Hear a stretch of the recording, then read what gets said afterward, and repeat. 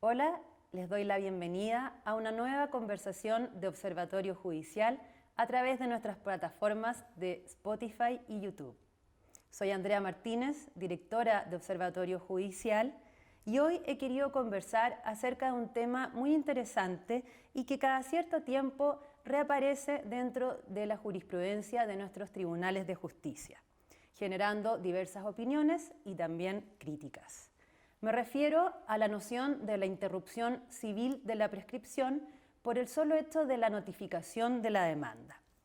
Para hablar de ello, hoy he querido entrevistar al abogado y también académico de la Pontificia Universidad Católica de Chile, Jaime Alcalde Silva, a quien entre sus diversas publicaciones es también uno de los autores de nuestro reciente libro Sentencias Destacadas, y digo nuestro porque ha sido editado por Libertad y Desarrollo y Observatorio Judicial. Muchas gracias, Jaime, por acompañarme hoy en esta conversación de Observatorio Judicial y por acompañarnos a la gente que va a presenciar esta conversación a través tanto de Spotify y YouTube en nuestras plataformas, tanto para unirse vía podcast o bien video.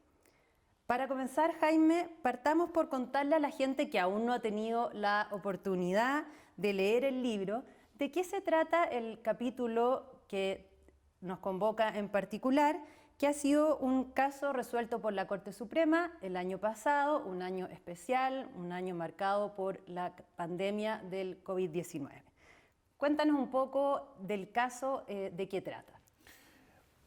Hola Andrea, bueno, gracias por la invitación, gracias al Observatorio Judicial y gracias a Libertad y Desarrollo por esta oportunidad de socializar un poco lo que fue mi capítulo en la contribución del libro de sentencias destacadas del año 2021. El caso es un juicio de responsabilidad civil donde una persona demanda al Estado por una mala atención de salud producida en un hospital público, que tiene como consecuencia el fallecimiento del padre del demandante. Se presenta la demanda y lo que sucede es que la ley establece plazos de prescripción de las acciones, un tiempo dentro del cual las acciones ya no pueden ser ejercidas. Y en este caso lo que ocurrió es que la demanda fue presentada dentro de ese plazo, pero notificada con posterioridad. Hay que tener presente que en la regulación sobre los servicios públicos de salud existe un trámite obligatorio de mediación previa al comienzo del juicio. Es decir, hay una instancia que obliga a la persona afectada a tratar de llegar a una mediación con el Estado. Y durante ese tiempo el plazo de prescripción se encuentra suspendido. Entonces el plazo de prescripción vuelve a correr una vez que ha terminado el proceso de mediación. Entonces, durante el juicio la discusión estuvo en que la demanda debía ser rechazada porque el demandante en realidad tenía una acción que había prescrito porque la demanda había sido notificada con posterioridad al plazo legal. Y esto se funda en la interpretación, una interpretación que podríamos decir canónica, que se fue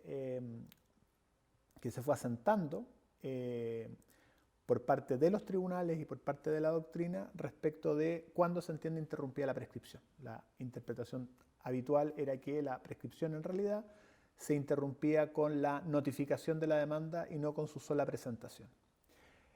La sentencia finalmente de la Corte Suprema llega a la conclusión de que en este caso la demanda había sido presentada dentro de plazo y que el hecho de haber sido notificada con posterioridad era una demora que no podía imputarse al demandante y por lo tanto había que entender que la demanda había estado correctamente presentada dentro de plazo, que debía prosperar, y eso llevó a acoger la sentencia. Claro, tú mencionabas el COVID, la pandemia de COVID-19, pero claro, esto es un juicio que viene de antes y que concluye el año 2021 con una sentencia. ¿Por qué podríamos decir, tiene importancia la sentencia? Porque va asentando un criterio jurisprudencial que comienza el año 2016 y que bueno, cada día hay más sentencias de la Corte Suprema, de las distintas salas de la Corte Suprema, que parecen unificarse en torno a este criterio según el cual la demanda se entiende, la interrupción de la prescripción se entiende producida no con la notificación de la demanda, sino con su sola presentación. Y respecto a este último punto que tú señalas, Jaime, también en este capítulo que estamos comentando, tú señalas que el año 2016 hubo una sentencia también del máximo tribunal de la Corte Suprema que generó un giro jurisprudencial. Y aquí me gustaría citar textual, porque dice: el fundamento de la prescripción estriba en sancionar la desidia o negligencia del acreedor en la protección de sus derechos o en el reclamo de los mismos. Entonces, volviendo sobre este punto de la oscilación que ha habido en la jurisprudencia en esta materia, ¿qué nos podrías comentar al respecto, Jaime? El año 2016, como dices tú, hay una sentencia que cambia el criterio. De hecho, esa misma sentencia usa una expresión como que ha llegado el momento de cambiar la interpretación asentada en torno a la interrupción de la prescripción y tender hacia esta nueva interpretación basada en la sola presentación de la demanda. Podríamos hacer una mirada, si uno quiere, un poco más profunda, de decir cómo influyen los profesores de Derecho Civil en la configuración de la jurisprudencia, porque tanto la sentencia del 2016 como la sentencia que está comentada en el tomo del año 2021 de sentencias destacadas, han sido redactadas por profesores de Derecho Civil. En el caso de la sentencia de 2016 por el profesor Carlos Pizarro y en el caso de la sentencia de 2021 por el profesor Enrique Alcalde. En ese momento, la sentencia del 2016 era un caso, podríamos decir, bastante límite, porque se trataba de una regularización de la pequeña propiedad raíz, concretamente de una cancha de fútbol dentro de un proyecto de parcelación de reforma agraria, donde uno de los comuneros estaba regularizando la cancha de fútbol y los que se buscan demandar son el resto de los comuneros. Hasta hace algunos años, el año 2017, si no recuerdo mal, que se cambian los plazos del decreto ley 2695 de regularización. Antes el plazo para demandar era solo de un año, con lo cual, claro, esta regla estricta de entender que la interrupción de la prescripción se produce con la notificación generaba además estos problemas adicionales. Desde ese entonces y hasta ahora la jurisprudencia ha sido oscilante.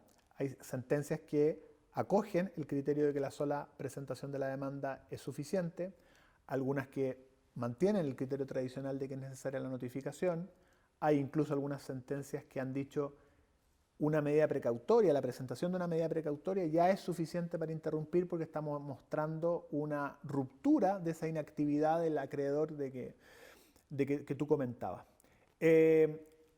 Salió una sentencia hace unos días atrás de la tercera sala de la Corte Suprema, o sea, ya estamos mezclando varias salas, no solamente la primera y la cuarta, que era hasta el momento en las que se habían manifestado con posturas alrededor, sino también la tercera, la sala de Derecho Constitucional, que también va por esa línea.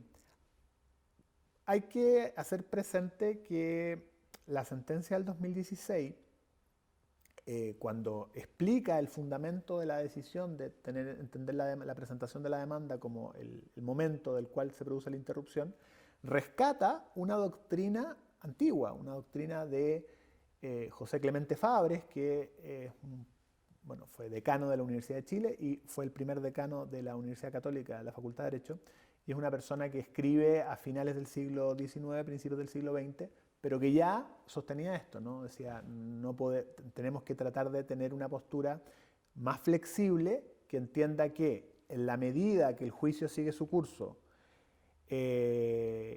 y por lo tanto termina con una sentencia, el hecho de que la notificación de la demanda se produzca con posterioridad al vencimiento del plazo de prescripción no afecta el hecho de entender que la prescripción se interrumpió con la sola presentación de la demanda.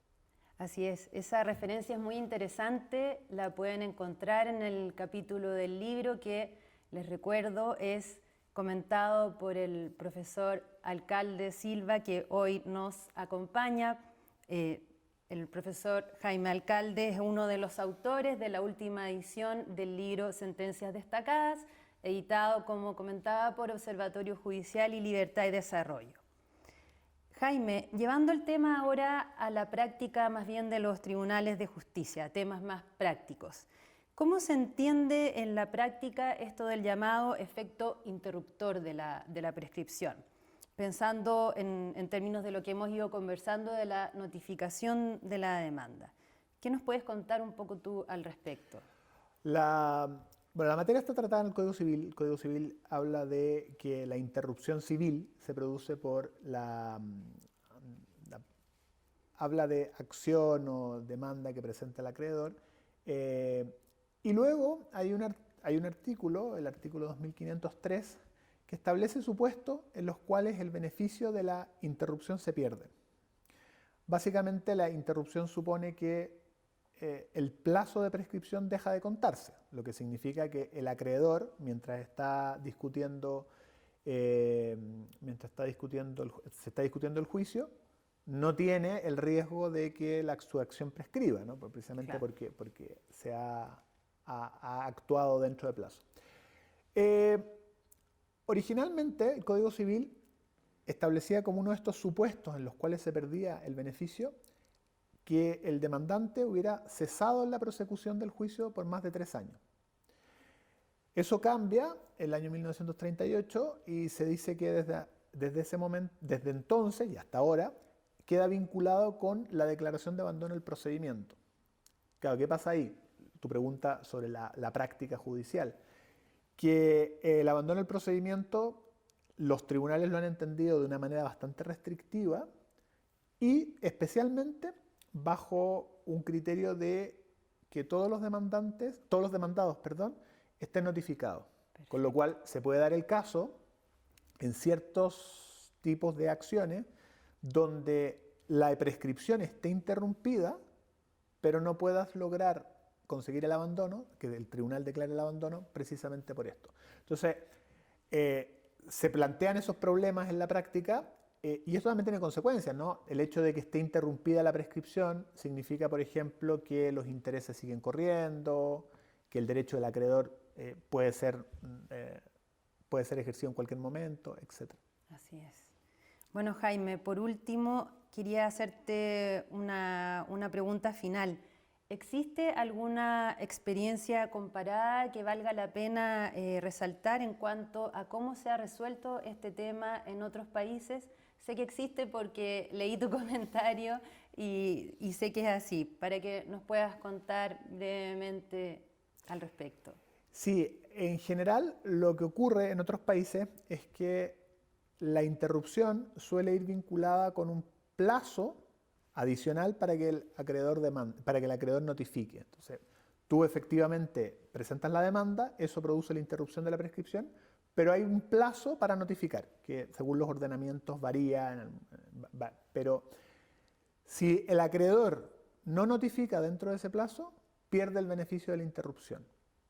Claro, eso debería ser lo que a la larga ocurra en Chile, ¿no? Que tengamos una suspensión vinculada a la presentación de la demanda, pero con una carga para el acreedor de notificar dentro de cierto plazo. Porque de lo contrario, lo que termina pasando, y un poco lo que los abogados también comentan, es que estamos frente a un criterio oscilante de la jurisprudencia, no suficientemente asentado, aunque la tendencia parece ir en esa dirección, que deja esto entregado al criterio de la sala que finalmente nos toque, ¿no? ¿Qué va a ocurrir? ¿Se entiende que la interrupción se produce por la presentación de la demanda o es también necesaria la notificación? Y por otra parte, ¿cuál es el plazo razonable para que el acreedor demandante finalmente notifique, ¿no? Si vamos a estar esperando años, meses, etc. Así es. Muchas gracias, Jaime, por esta conversación tan valiosa, tan interesante y tan actual, ¿no?